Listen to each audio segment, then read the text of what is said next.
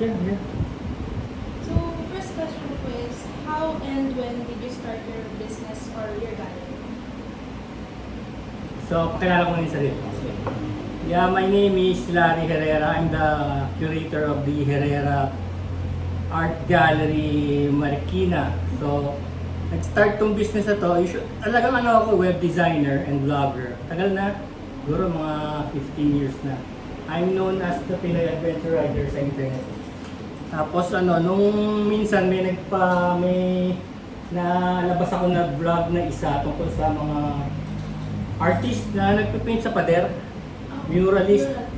Doon ko nakilala si Eric, si Atty. Eric. Tapos, yung palang pag-mural na yun ay naabot ng 2 months. So, anong nangyari, maraming nanonood. Talagang per day siguro 10,000 yung nanonood sa video na yun. Tapos, sabi nung mga nanonood, sundan mo sila, susuportahan ka namin. Sabi. So, pinasundan sa akin, ako na rin nag-feed sa kanila, yung mga lunch nila, dinner. Mga artist, siguro mga 10 to 20, gano'n. Tapos, daily yun ha. Tapos, sinundan ko sila up to 2 months. Natuto ko. Diba naman, 2 months ba naman eh, natuto ko. Tinuruan ako ng mga master doon. Tapos sinabi sa akin, tignan mo si Picasso. Kilala mo ba si Picasso? Sabi sa akin. Hindi. Ikaw siguro kilala mo na si Picasso. Sila Warhol, sila Renoir, Gauguin, Van Gogh. Dahil pinagsasabi ng mga sila Monet. Tapos sabi niya, tingnan mo muna kung sino yung mga yan. Tapos maintindihan mo, magkakaroon ka ng needs, magkakaroon ka ng kagustuhan. Sabi ko, hindi naman ako marunong mag-art. Sabi ko, tapos sabi niya, try mo lang, mag-brush ka muna. Doon nag-start. Nung humawak ako ng brush, tapos nag-paint na ako, tuloy-tuloy na yun. Sabi mo, 2 months. No? Tapos, tinuruan ako ng mga technique, tapos sabi, hanapin mo kung ano yung magiging original sa'yo. Start ako sa mga papel-papel na yan. Tapos, meron silang tinatawag na assemblance art, yung mga found objects, kaya yung mga yan. So, parang mas kilala kayo sa junk art o the mixed media yung type na. Actually, kung anong mahawakan ko. Kasi, gumagawa din ako pag nakahawa ko ng mga bato, perform ko yan. Tapos alam mo yung sand art, kung titingin ka sa internet may mga sand artist, yun nga lang nakakasayang sa sand art. Kasi pagka dumating na yung high tide, wala na yung art nila. Pero ang gagaling, maraming gumagawa nun, mga sand artist. Tapos nag-ano rin ako, metal, mga bakal, nag-welding ako. Eto, may natira, nagpaano kami, nagpa-kisame, alam mo yun, yung hardiplex, kisame, natira yung mga panels na yan, tignan mo pinalabas na, naging robot. Lagi po talaga yung mga natitira pong materials, turn siya into art. Yes. Parang in a way, nagkakaroon sila ng sariling buhay. Tsaka alam din ng papa mo yan na hindi kailangan mahal, di ba? Pwede tayo sumikat, pwede natin magawa yung bisikleta o motor na maging center of attraction ng isang show kahit hindi siya mahal, kahit na hindi siya Ducati or Harley. Alam ng papa mo yan kasi ganyan kami mag-isip eh. Pwede kami maging star of the show kahit na Kita mo yung cross na yun, tingnan mo, chain, palakol, tapos yung engine ng motor. Mas naging unique po siya. Tapos yung isa naman, shock absorber, mga sirang shock absorber. So yun ang ibig sabihin nagkakaroon na yung kalumang buhay. Tapos pwede ka, ibig sabihin, kasi kung basura yan, parang mababatingin natin, di ba basura? Pero pagka ginawa mong art, ganyan na siya. Yung value.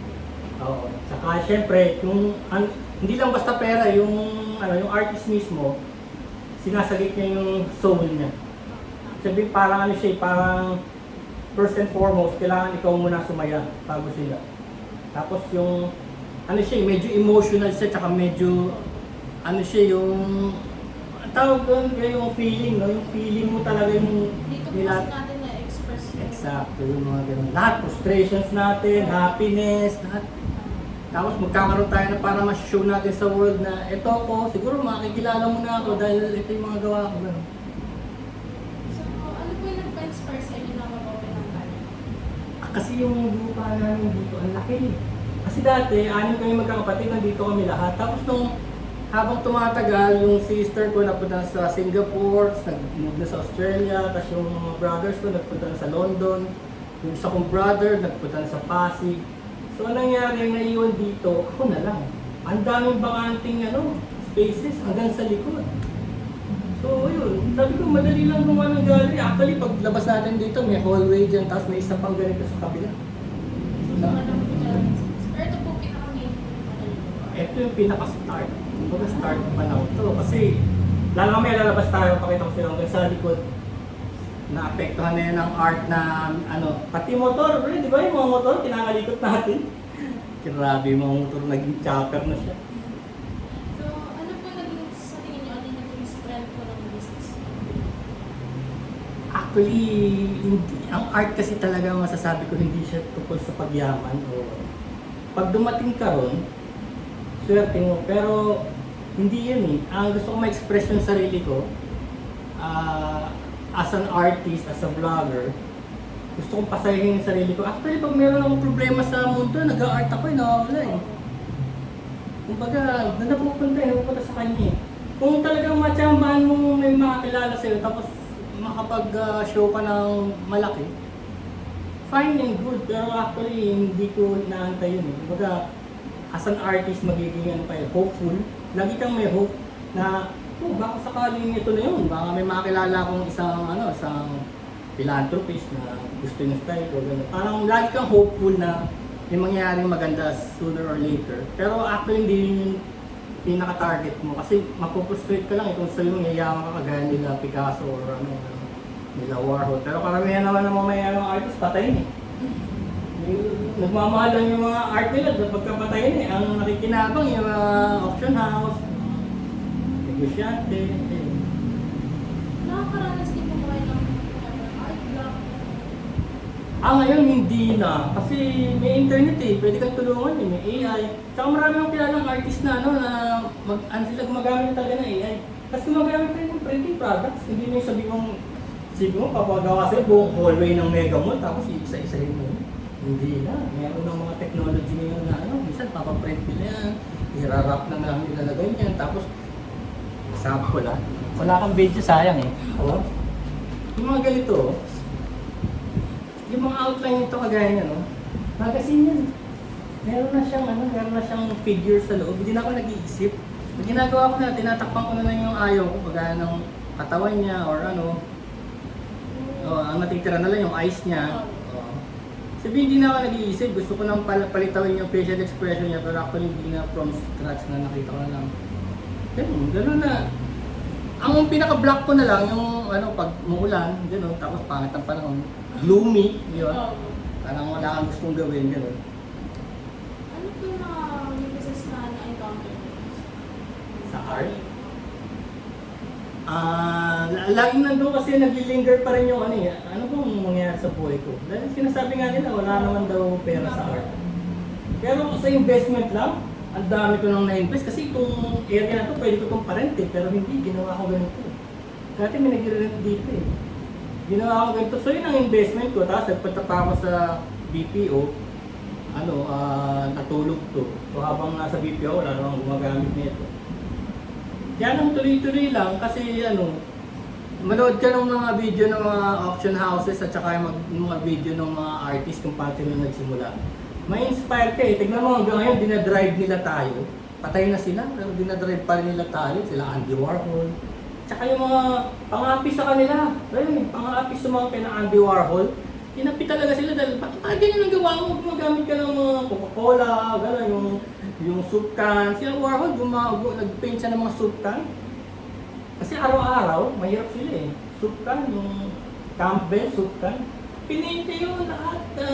32 flavors. Ngayon magkano isa? 2 million ang isa. Yung soup can. So imagine mo, ang dami niyang binangga doon. Sabi sa kanya, bababoy ka lang yata. Bakit? Commercial product yan eh. Bakit? Diba? Tsaka yung Brillo na parang baret yung powder sabon. Ang washing machine. So yun, yung struggles niya, pero hindi niya pinansin. Pati mga nag-i-interview sa kanya, sabi, bakit gumagamit ka ng mga produkto ganyan? Okay. Produkto lang yan sa grocery. Wala. Tinatamad ako. Wala ka namang maisip. Hindi, ayos yan. Parang madali. Di ba pag nanakaw ng wala ka namang ibang magawa? Hindi, tama yan. Para maging busy lang ako. Yung mga sagot niya, di ba? Kinalaban niya lahat ng media sa ganung mga sagot niya, yung mga witty niyang sagot. Eh, nag-open up ng mga, ano yun, ng mga avenue sa mga upcoming artist na, uy, teka, pwede palang gawing maski ano. Ultimo si Picasso, nung panahon ng 1900s na dumating yung camera, sabi niya, let's move on. Sabi niya, hindi na tayo pwedeng mag-paint ng puro tao-tao lang na realist kasi may picture na may photograph na eh. Let's move on to QVC, abstracts. No? Kasi alam na picture mo lang isang tao, sino mas perfect, yung photographer o yung yung pipinta ka talaga. So nag-move on na. Pag nakita mo mga gawa ni Picasso, alam mo talaga, gawa lang ng bata, di ba? Pero tignan mo naman. Pero kasi meaningful po talaga sa kanya. Tingnan mo yung meaning. Ano po yung mga opportunities na sumalubong sa inyo? Opportunities. Dumami kakilala ko. Kagaya nila sa Atty. Manyonga. Tapos lahat ng mga creative artists na kilala ko na ayun, kung makikita mo yung mga big time, may mga big time din talaga na bumibenta rin ng millions. Makikita mo yun sa mga galleries pag naging artist ka na. Tsaka walang, yun lang sasabihin sa'yo, mababang artist ka o ano. Pero actually, pag tinignan mo yung mga masters sa buong history, iba-ibang medium. Meron pa nga yung, alam mo yung tawag dito, yung display lang. Yung mga tumpok-tumpok na bato, gano'n. Ang tawag doon, may gano'n exhibition doon na parang display lang. Installation. Tapos inimbitahan sila ng mga MoMA or Museum of Fine Arts. Actually, nag-volunteer nga ako ngayon sa Museum of Fine Arts. Kaya lang kala nila mag-move ako sa Amerika. Dahil hindi, dito sa Pilipinas. So, ayaw nila. So, nila nandun ka. Pero actually, makikilala mo yung mga movers and shakers. Siyempre, sila nagbibid ng mga art, sila nag-presyo, nag-auction. May mga tours po ba kayo na nakarap sa art drawing? Kung meron ano? Threats po. Threats. Kailangan sanay ka sa ganun. Oras na lumabas ka sa mundo. Kailangan sanay ka. Kasi vlogger ako marami na ako. Minsan nagluluto nga lang ako ng paksi dami, nagmumura sa akin. Oo, nagmumura talaga. Mumurahin ka talaga, nasa maliit ka. Pag nagluluto ng kaldereta.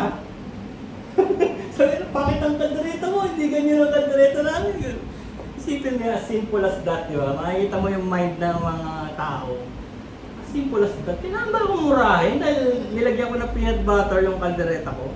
So doon, open up kayo na. Nasa inyo yung papatulan mo, hindi. Pero sayang lang, papatulan. I-block mo na lang mo, ano yun na. Pasensya na sila, pero actually, kumita ako sa kanila. Laban ng babas sila, lalong dumadami yung ko eh. Mas lumalakas. Malakas. Ang laki ng kinita ko lang sa isang video na binash ako, $3,000 ang kinita ko. Kaya, hayaan ko na. Sa lahat po ng artist, ano yung pinaka-best yung artist sa game? Sinabi mo. Actually, ang pinaka-best ko yung pinag-collaboration namin ng bunso ko. Nasa labas eh. Pwede kong dali. Wala ka naman palang video. Nasa labas. Ano siya eh? Bata pa yung ako 5 years old, nag-paint kami. So yun ang pinaka sa akin. Dahil yung nga sinasabi ko sa'yo, nasa puso yun. Naalala ko na nag-paint kaming dalawa kahit na 18 years old na siya ngayon. Naalala ko. Tapos muralista rin siya. Gumagawa na rin siya doon sa likod yung mga mural niya. Magaling na rin. Tapos yun, syempre, para sa akin yun. Pero actually, pag pumupunta ako sa mga show, may mga ganun eh. May mga ganung style, yung parang stick and stone. Parang ganyan. Parang ganyan to eh. Ako adaptive ako eh. Halimbawa, sinabi mo sa akin na, halimbawa, papa mo ang toka, sabihin, kinuha siya ng Mall of Asia, kunwari, lagyan ng art yung buong second floor. Kung ano yung sinabi niya sa akin na style namin, susundin ko. Hindi ko ipipilit yung akin. Adaptive ako talaga. Hindi yung magana ibang artist na, hindi ko lang ang ginagawa ko. Talagang abstract ang gawin natin. Yung nag-aaway sila, nagka-clash. Hindi ako gano'n. Nag-explore po kayo sa iba't ibang region. Natutunan ko yun sa web design. Kasi pag gumawa ka ng website, ang masusunod yung may-ari. Hindi ikaw. Kahit na mag-aaway kayo na maghapon, siya magbabayad eh. Siyang may pera eh, ikaw na kailangan ng pera eh. Alam, masunod siya. Pag sinabi niya gawin mong kulay itim lahat yan, sige, yun ang problema. Bali yung sarili yung style or Hindi. Pagka nagtanong siya, sasabihin niya, ay, blankong-blanko ako. Bahala ka na Doon dyan. lang po Oo, sige, walang bahala. Pero bandang uli, syempre, sisingit pa rin yung, alam mo yun, sasabihin niya, bahala ka na dyan. Pero pag nakikita niya na itsura, masyado makulay. May comment Oo, ako. masyado makulay. Lagyan mo ng, dali mo sa gray. So siya pa rin. Siya pa rin ang boss. Yan, ganun. Adaptive ako. Nakikita ko sa ibang artist, ayaw nila na gano'n, nag-aaway sila. Nanggigigil, parang gusto kong magbugbugan para lang sa ganyan. Akala ko, ako mas magaling, mas magaling, mas magaling. Ano po yung function or use ng gallery? Ang pag nag-gallery tayo ng ganito, pwede tayo mag-show. Tapos nakakontrol ko yung, kasi karamihan katulong, karamihan ng mga gallery. Sa opening, masigabo. May mga pagkain, may inuman, di ba? Lahat ng artist. Hopeful kayo, yun na naman yung saltang hopeful. Sana makabenta tayo, gano'n. Pero actually, after wala na yung opening, patay na yung ilaw. Tapos, walang nagbabantay. So pag may pinapunta kang tao doon, walang nag-entertain. Tapos, hindi makapasok.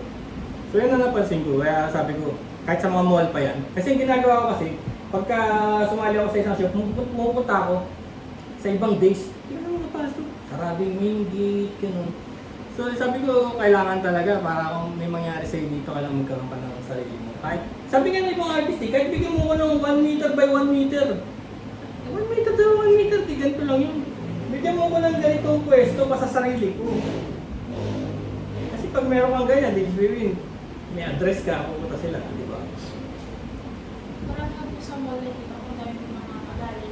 Hindi ko siya lang pinapakain.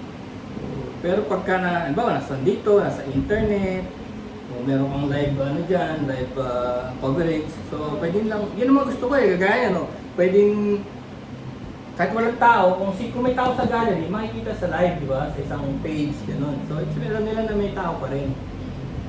Yun nga lang, kailangan kumita ka ng konti kasi nag-bayad ka na ng kuryente. Di ba? Swerte ako, may pwesto ko, pero yung iba siguro, mabigat, di ba? Mga mall spaces, Kung i-describe mo sarili as an artist, ano po yung mga traits main skill niya? Sa art, pagka ako, nakafocus talaga ako. Tapos, meron akong vision. Di ako nagda-divert sa vision ko. Pag sinabi kong ganito, itsura niya, magiging ganito. Tsaka may ibig sabihin. Hindi ako kumikilos ng walang ibig sabihin. Sabi hindi ako kumikilos ng wala lang ako magawa. Gaya niya, yung Troll Master. Ang tawag ko dyan, Troll Master, yan yung tinatawag kong leader ng mga fake news. Di ba kagaya ng nangyayari sa mundo ngayon? Kaya ako maraming ganyan, Troll Master ang tawag ko dyan. Siya yung ibig sabihin may isang source ng mga fake news na ginagamit ng electronics para sirain ang information. So yan ang pinaka-puso ko dyan na kaya ginawa ko yung Troll Master na yan. To remind the people that merong isang source ang mga fake news. Yun. Personally po sa inyo, para sa inyo, against ba kayo sa AI? Kung parang mga nire-replace sa AI yung mga artists? Oo, against ako talaga. Alam mo kung bakit? Mas powerful siya sa atin. Although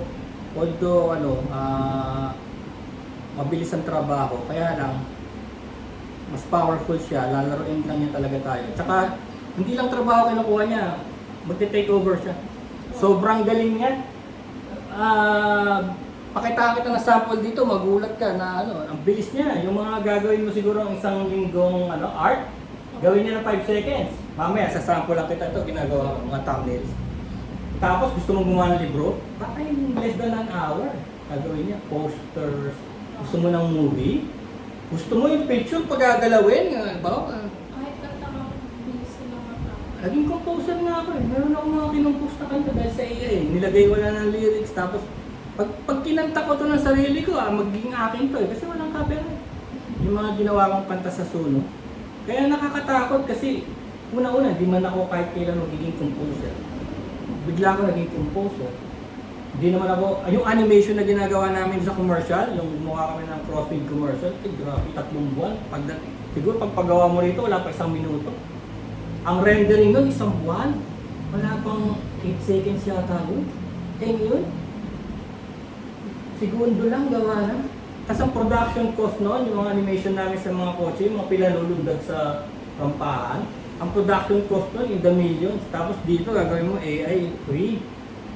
So ang daming na umawalan ng trabaho, yung director, maski yung mga assistant, yung mga alalay sa production.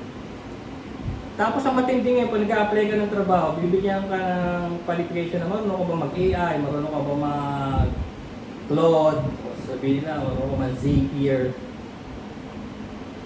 Pag nalaman mo yung mga programs na yun, ay grabe. Yung gagawin mo 3 buwan, pinagagawa sa'yo ng 4 na oras, hindi kaya ng tao yun na, sure, everyday may ginagawa kang development, may ginagawa kang buong software, bawa.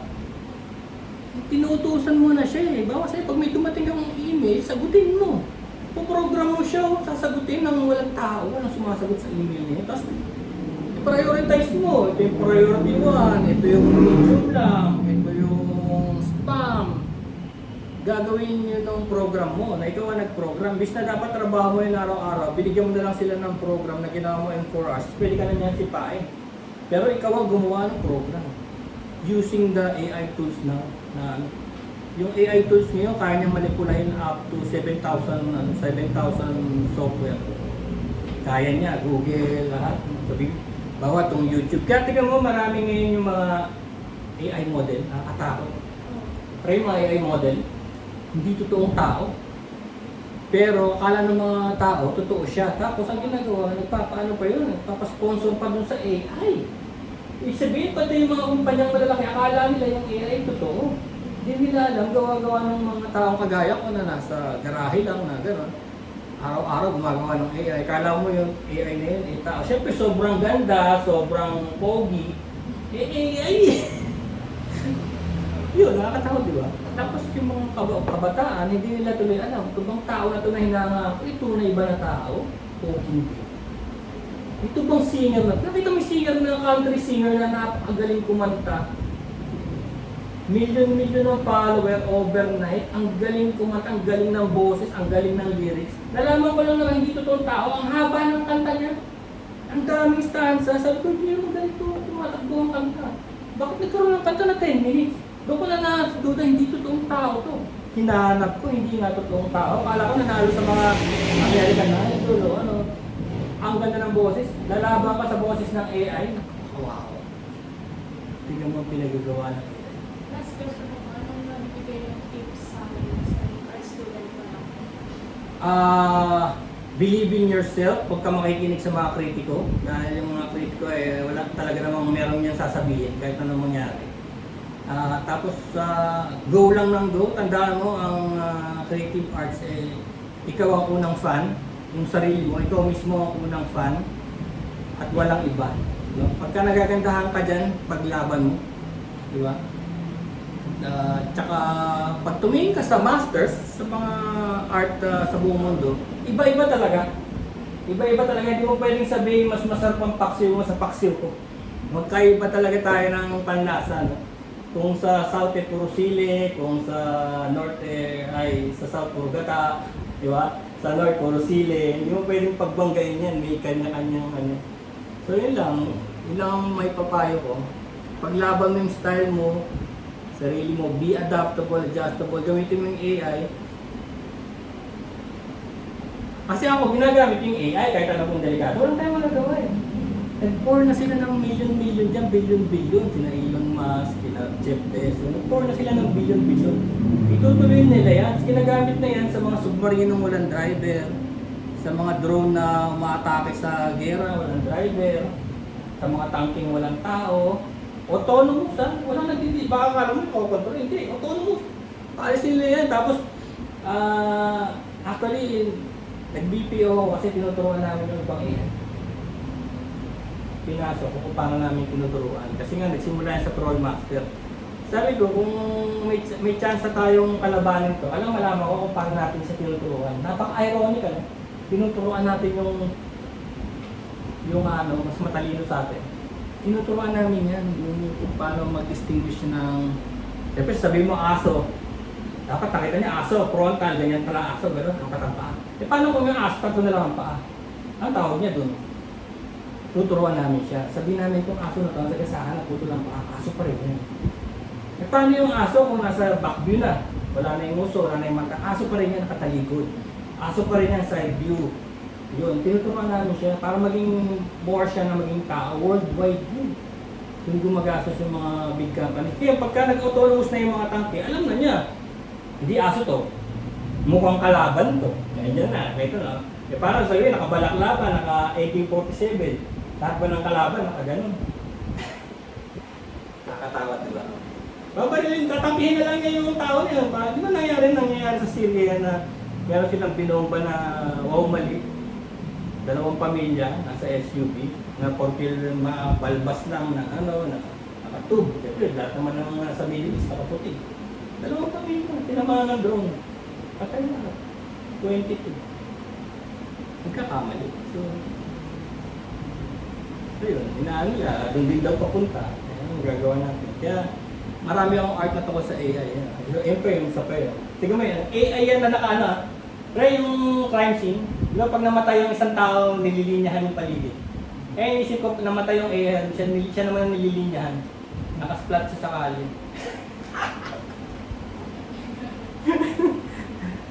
Ito, tignan mo to. Ayan, nakalagay, mind control. Di ba? May susi sa utak. Mind control. Kasama rin yan sa, sa aking quest sa AI. Kasi ito, famine, no? Pagka hindi buto na lang sa BBC. Famine, parang dahil nag-invasion tayo. Marami nagugutom. Yun ang sinasabi ko sa'yo pag gumagawa ko, may ibig sabihin. Pero wala yung paliwanag ko sa'yo kasi hindi mo siya makaagad maintindihan. Pero may anong meaning siya. Kaya nandun yung flag yun, nandun yung red, tapos ito yung 3 stars ng flag natin. Parang siyang flag ng ulit flag. Medyo hindi siya yung kompletong flag, pero yun ang hindi sabihin niya. Tapos tuyo na. Buto talaga. Ito yung mga gawa ng mga masters dati. Ito sina Warhol. Tingnan mo. Tingnan mo kung paano sila gumawa ng mukha. Tapos, de Kooning. Yan. Ito. Si de Kooning yan. Ito. Babae ito, pre. Sumikat yan. Isa yan sa mga sikat. Tingnan mo kung paano siya gumawa ng mukha ng babae. Tapos ito si Basquiat. Basquiat yung isang pinakaunang negro na kasi nung panahon ng galit sila sa negro, ayan. Yan ang mga gawa niya. Pero yan, nabili yan nung may-ari nung Zalora, $129 million. Ito. Basquiat ang gumawa niyan. So nakikita mo, no? Ang pangit-pangit pero bakit? Diba? Ito, gawa ko to si Laura. Pangalan ko si Laura. Pero ito, pinag-haluan to na simento sa isang construction site. Kinuha ko yung board niya. Tapos pininturahan ko ng all white. Tapos in-imagine ko lang dahil nga ginamit sa construction site, nagkaroon siya ng face, ng eyes, sinundan ko lang. Yan ang lumabas. Ito yung mata niya. Ito parang alam yung mata sinuntok, battered. Tapos parang may sigarilyo siya. Babae siya, ito yung mouth niya. Babae siya, si Laura. Pina-convert ko yan sa AI, nakuha niya yan. Nung ka naman magugulat sa AI, sabihin mo mga ability ko for this picture, can you explain? Sabihin mo, looks like a battered woman. Wow! Kamu! Ganun katalino si AI. Looks like a battered woman, mas gumawa ko siya ng artist impression. Parang babae na sinutok dito. Yun, wala akong idea kung bakit siya naging ganyan. Kumbaga, tiniktahan niya ako na gawin siya. Ito naman yung overthinking man. Actually, katawan ko, pinalinya ako ako. Tapos parang yung mga oras ako na overthinking. Tapos ito yung mga house paints. Gawa naman yan, Jackson Pollock. Yung kauna-unahang parang masters din na gumagamit ng house paints. House paints, mga cooling. Ito naman yung nag-asasabi na kahit anong pintura pwede mo gamitin. Tapos, ito spray paint. Halo-halo yan, pati ink paint. Ito yung latex, ginagamit sa pader. Ito enamel, ginagamit sa bakal. Halo-halo. So, sabihin wala talagang hangganan. Nobody can tell you otherwise kung makikinig sa kanila. Kasi Kasi iba sabihin, gumamit ka ng mahalin para mabenta mo ng mahal. Oh. Kasi kung tutusin, meron ganito na 4,000. Ay, ito napili ko lang, 7. Ako sabi mo, makikita mo ng tama, ay, 4,000 ba yan? O ano? Diba? Tapos pag yayabang mo sa Facebook, ay, 4,000 ang ginamit ko. Eh, para dyan. Kaya man. Hindi lang po yung turn. Okay na yan? Opo. Thank you. Ay, kala ko may visual, eh. Ano, pipicturean ko na. Ah, sige, sige. Picture mo lang. Punta tayo sa likod. Pakita ko yung ano malalaki. Yung malalaki. Tsaka huwag ka mahiya pagka ano, pagka kailangan mo ng ano. Yung mga klase mo, gusto mo pumunta rito. Hindi lang po kami sa, ano po yun, sa arts and design. Tsaka gusto mo makilala si Eric. Pag sa mga opening namin, makilala kita. Abay, Chon, mukha lang sa ito. Gago kasi. Pero abay, Chon, tsaka ang puso nun talaga nasa art. Sobrang dami po nung pinakita niya sa amin talaga na artwork na binili niya po. Tapos first time po sa amin na nabili niya lang ito talaga sa murang halaga yun. Kasi connection siya sa ibang tao. So nabili niya po ng murang halaga. Binibigyan na lang namin siya kung gusto niya. Eh, syempre, ano, malaki ring tulong siya sa artist. Ako, kagaya ko, magiging artist ba kung hindi ko siya nakilala. Kasi mula sa kanya, nakilala ko yung network eh. Nakilala ko yung mga masters. Kaya picture yung dalawa. Tsaka ito na rin lang may tutulong ko sa mga artist eh. Kaya nyo, mga upcoming artists. Dito na, sige. Alalayan ko kayo kung ano, pag kami opening, papakilala ko sa mga masters. Okay, 1, 2. So, 1, 2. Diba, diba? 1, 2. Diba, 1, 2. Pwede na ba kayo mag ano? Sipin? Pag kami ano sa ano? Pinapagawan po kami ng mga artworks po para po sa loob ng sa yun. Kasi busy po kami ngayon sa mga work. Actually, part din po ito. Kaya yung project ko na po, yung pag-interview po, part po siya ng project ko namin. Makakapag-discuss po para sa work. Hindi, pag kailangan niya ng tulong. Tsaka ako, naniniwala ako yung 99% ng bawat art eh, isip. Pwede ka mag-isip ng 3 buwan, tapos gagawin mo lang ng 1 hour. Alam mo yun? Isip ka ng 3 buwan ng concept, pero 1 hour mo lang gagawin. Kaya yung mga artist parang bali, naglalakad sa mall, nag-iisip. Ano pag mga project ko, Oo. Ngayon, lagi nasa isip yan. Tapos, kinukumpleto ko lang. Ang tawag. Pagdating sa actual, Ay, sandali lang. Oras lang.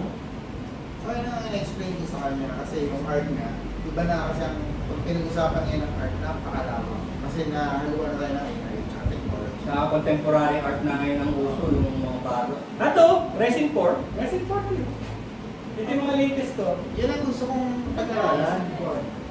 Gary. Oh, sumunod dito So, lang ba ba? ganyan? Ito, buong buo to. Resin pour. Isang ganito, magkano presyo ang buti naman? Ang ano niyan, yung pinaka ano niyan, yung resin, Oo. 3,000 na. Resin pa lang. Yung Tapos ang nagmamahal dyan, yung laman. Kung ano yung lalagyan lalagyan mo. materials, ganito kalaki, 3,000. Yung ano lang yan, resin. Oh, 4 liters. Or interest, oo. So pagkatapos ng ang laman, kung lalagyan mo yun ng gold watches, di ba na? Kasi may ganyan akong gustong gawin. Paano mag-guess? Eh, madali na mag-resin. Eh, set up mo. Ito yung mga container, oh. Kaya na eh. Ilalagay, ipunin mo yung gamit mo, tapos bibili tayo ng resin, oh. Bubuhos na. Kaya lang, ibig sabihin sa isang kulong ito, 3,000 material. Oo, oo. Grabe. Pero at least, sigurado kang hindi ka magre-rec. Kasi nagdalawang beses ako na ano. Nagkamali. So, sabihin, matas na nga ako eh. Kaya, Unang buhos ko na nagkamali ako, matas na ako. Sabi ko, grabe, kasus naman nito. Nagkamali ako, gano'n lang kalaki. Tapos, napag-isipan ko, hindi ako titira, paano ko matututo? kung pwede wala ibang ano. Puro talaga yung materials na. Kasi ito parang frozen in time ang tawag ko dito eh. Kagaya niya, sabog-sabog yan. Oh. Kung yan eh, hindi naka-frozen in time, Ano po yan? tatapon lang yan. Kaya mga bubble sa loob eh. Hindi ba naging... Ano? Heat gun. Kung heat gun. Ay, Binabantayan yan sa 45 minutes workshop. Binubuhusan. Hindi, buhos mo muna tapos ihigdan mo. Tapos sama kasi yung mga narahan pa siya tuyo. May lumalabas. Pero okay naman din yung konting bubbles. Pangit na rin naman yun. Ganun pala haba ang halaga ng brace. Kaya yung mga yung mga ganitong table, mga mahal. Libo, mga $6,000 ang benta nila. Ay, tama yung mga iba lang yung isang parang yung yak. Ah, Sa gitna may resin, may ilaw sa loob. kaya ko yun. Kaya lang ano yun, una-una yung kahoy, yung klase, isang tayo ko yun, presyo rin ng kahoy. Kaya mga sila sa ganun kamahal, $6,000. May imagine mo 300,000 mesa lang. Tapos may ilaw sa loob.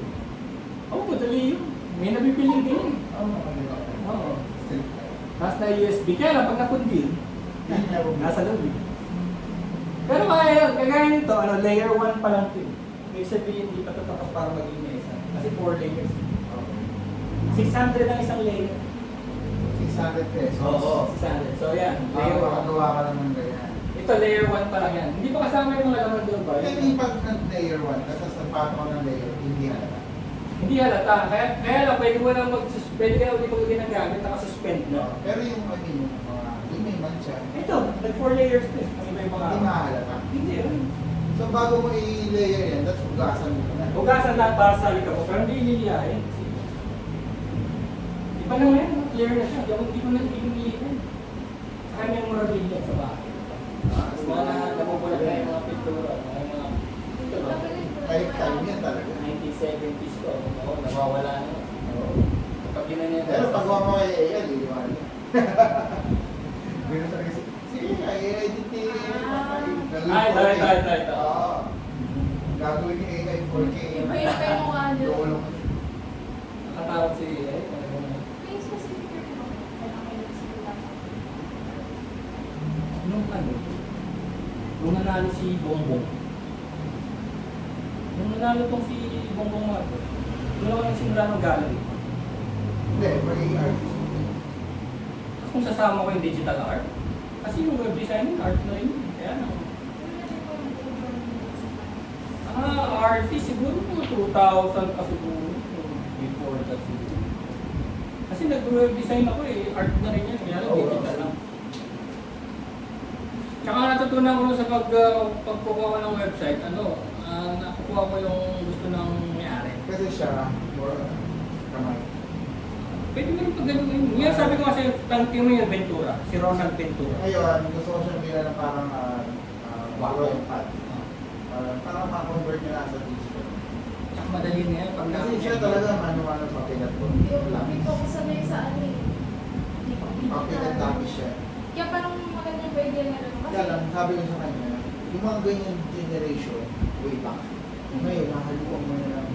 Saka sabi ko, darating yung time, tulad natin, sinabi ko kanina, hoping ka lagi. Oo, okay. Hoping, kasi ito talaga hoping. Pero ngayon kasi, yung social media, multimedia, na digital. Kasi iba, nitulidan, nag-aaral, pero tumatanggap ng arts. Mga simpleng business or income. Yun ang pina-explain ko sa akin. Think big. Kung gusto mo ng pera dito, huwag kang tingin sa mga gura-gurami lang yun. Gusto mo talaga Museum of Fine Arts, National Museum, buong floor, ganun mga agad mag-isip na ganun, think big talaga. Titignan naman nila yung approach mo sa isip mo kung kaya mo. Marami na naman nagiging contact gagaya ko, tapos may contact din ako dun sa mga masters. Dahil naman din namin yung sila. Yung isang friend, kailangan niya pa na isa eh. Yung isang friend ko naman, more on 3D printing naman siya. Sumasali siya sa Taiwan. Yun.